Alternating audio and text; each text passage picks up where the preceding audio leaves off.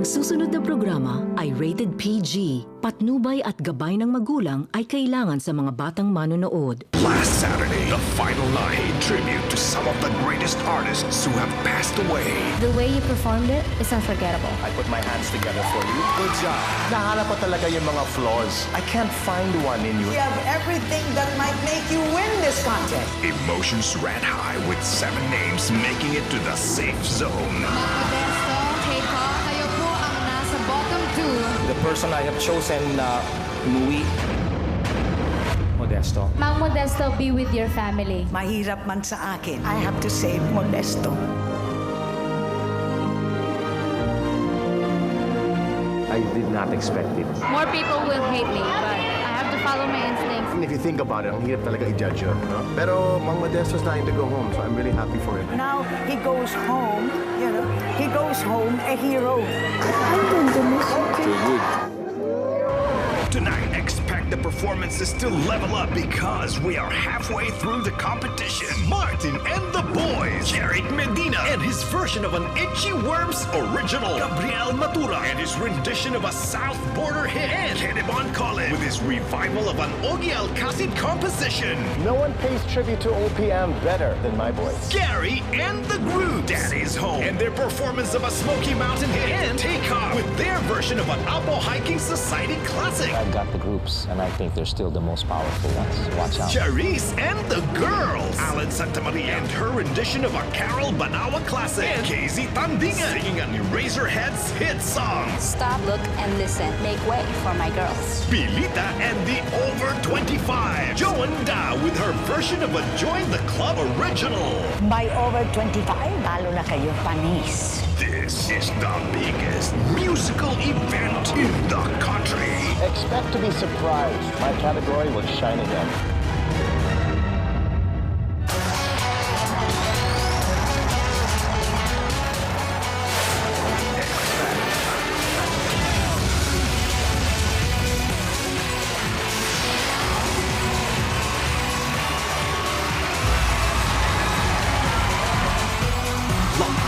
From the Pacor Grand Theater, ito ang X Factor Philippines Performance Night. And here's your host, Casey Concepcion.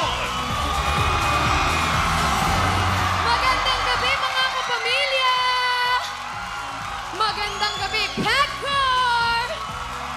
This is the X Factor Philippines Performance Night. Okay, guys, we started the live shows with 12 finalists, and now we are on our 5th week. So from 12, we are only down to the final 8. Kaya para sa mga supporters ng mga natitirang finalists, huwag nang mag-relax, guys. Huwag nang pumetics pagdating sa pagboto because we are getting closer and closer to finding out kung sino ang magiging kauna-unahang X Factor Philippines Grand Winner na mag-uwi lang naman ng exclusive recording contract, cash, and prizes worth 4 million pesos!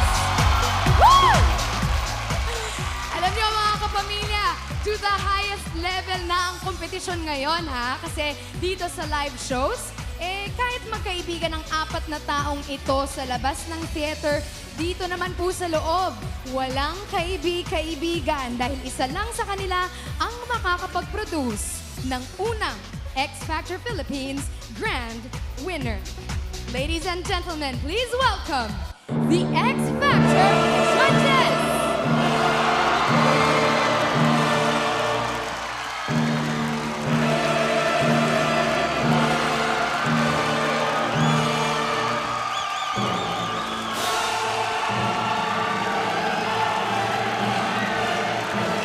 Martin Rivera, Gary Valenciano, Charisse, and Miss Pilita Corrales. Once again, mga kapamilya, the X Factor judges.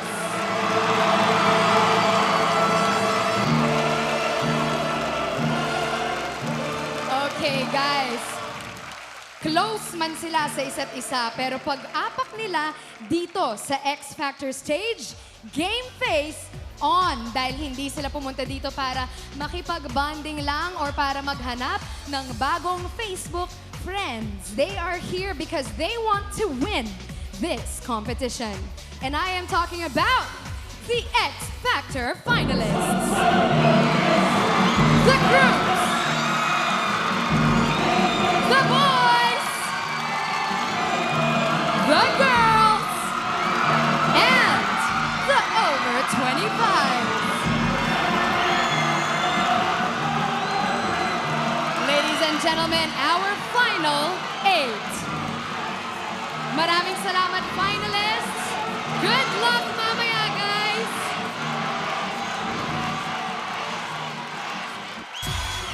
Mga kapamilya, bago magsimula ang bakbakan, matanong ko lang ang ating mga judges, okay? Miss Pilita, naging controversial po ang desisyon mo last Sunday na pauwiin si Mang Modesto na nanggaling po sa category ninyo. May mga natuwa, may mga nagalit. Ano pong masasabi mo sa kanila? Siguro mas maraming nagalit. Kasi miski sana ako pumunta, when I went to church the next day, tinitignan ako ng masama. Parang gusto ba akong patayin? Ganon. Ako naman, I tried to smile. Tapos may lumapit pa ng isang lady at umiiyak ang aking anak kagabi, hindi nakatulog dahil pinauwi mo si Modesto. Ano pong naramdaman ninyo? Talagang gusto ko rin pumatay ng tao. Pero, I just want everyone to know, before that, I'd like to say hello to Modesto. I know that he's very happy there now, with his family, with his children. But, during that night, that I had to let him go, I was not his mentor. I was a judge that evening. Good girl.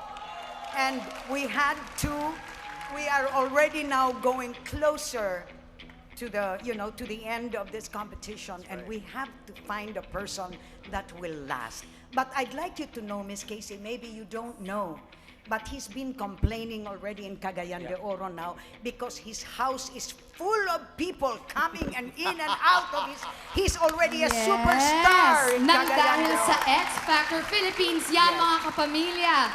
Alam nyo kaya po matindi ang laban kasi hindi lang po judge at hindi lang po mentors. Pinagsama pong judge mentors kaya involved po ang ating mga judge mentors. But another question I want to ask kay Mr. Martin Rivera, no? Kasi kayo po ang kaisa-isang judge na hindi pa nalalagasan ng finalist.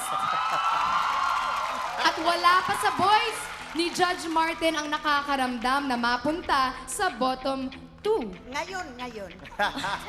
We shall see about that. Depende yan sa votes ng ating mga kapamilya That's pa right, din, that's di ba? right. Pero Sir Martin, anong payo or advice ang may bibigay mo sa inyong mga kasamang judge mentors? Wow, I wish I could have advice. Pero sana pwede ko itanggap lahat ang credit dito, but that's really nothing to do with me. Maybe the advice should be this. You should always practice being on the bottom 2. Expect the worst, and the best will come out of that. So I think that's what we've been doing. And I have 3 great guys, and 3 of their voters, their text voters, they are the best. The very best. O ayan ha, That's narinig why. ninyo guys. Iisa lang ang misyon nating lahat dito sa X Factor at yan ay ang mahanap ang karapat-dapat tawagin na X Factor Grand Winner. In other words, the future of the OPM industry. Kaya ngayong gabi, we will be celebrating original Pinoy music as the final 8 will be singing hits na talaga namang proudly Pinoy. And on that note, everything is all set, guys. It is time for the showdown to begin. Woo! And the first to perform, 3 beses daw nagpalit ng kanta. Sino ba yan, Judge Martin? Well, this gentleman is my eldest of my X Factor sons. He has transformed so many ways. He's given up drinking and smoking, and was doing that? Yeah, he was doing all of that. Now Wow. he's a changed man, and when he's finished with his drink and his cigarette, he will sing for you. This is Jeric. Good job, buddy. Jared! Ako kasi, clannish talaga ako. Tapos, isa sa mga pinakamahirap yung bonding time ko with my family. Once or twice a week ko lang ako sila nakakasama. Tapos pag nakakasama ko pa sila, hindi ko mapigilang isipin yung kakantahin ko, kung paano ko kakantahin. First time kong kumanta ng Tagalog na song, kailangan kong gumalaw. Binigyan siya ng bagong twist ni Sir Homer Flores. You just need to hear his voice. Kung bagay yung song sa boses ni Jeric, yun na yun. With Jeric, you give him the right song, you give him a comfortable range, you will create an impact. And I hope you guys like this. Jeric Medina! Kalaman sa milyong-milyong babae niya.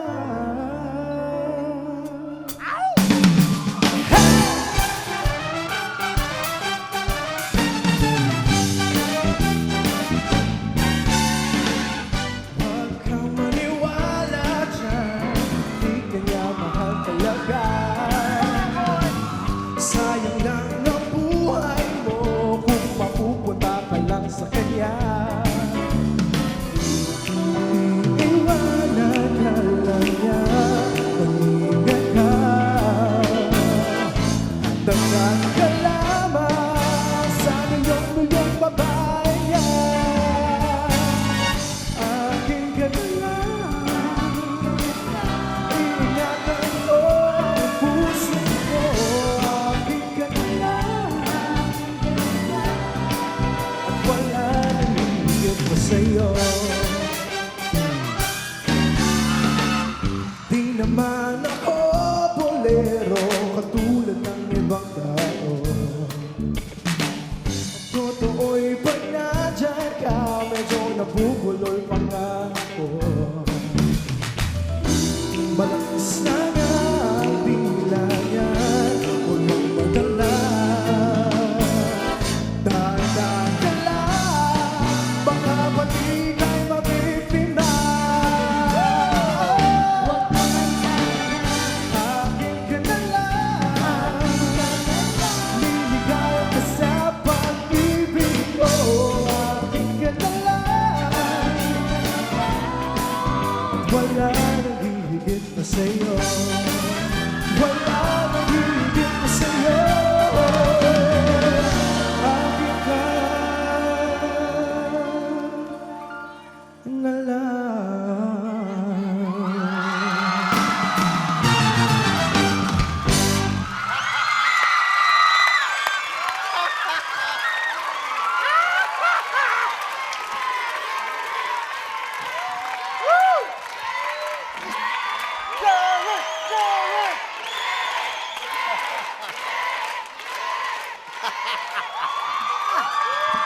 What the? Jeric, what does that mean? That means kiss you, baby. Kiss me. That's kiss for you, baby. Oh, Only you. good. Nobody Thanks, else but you. Jeric. Thank you very much. But you know, I was just thinking that it seems like you felt a little bit funny when you're moving around. You're not really a very good dancer, or Yeah. I'm not known for my great moves, but Yeah? I just thought I'd try it out here. So yeah. hope you guys liked it. That's true. What happened in the beginning? Did you have a hard time coming in the first note of the song? Yeah, I couldn't hear myself there, but Oh my goodness! I told you. just like Martin, be some careful. sort of delay. But, Well, the screams were too Yeah. loud. What can you do? I know. But anyway, I know that you're improving because now at least you did one turn, 2 turns, That's more than me my 2 whole career. turns. Actually, Tita, I'm glad Yeah. you said about those turns because your mentor cannot do a turn. Exactly. That's What? it. Oh, what's that? No,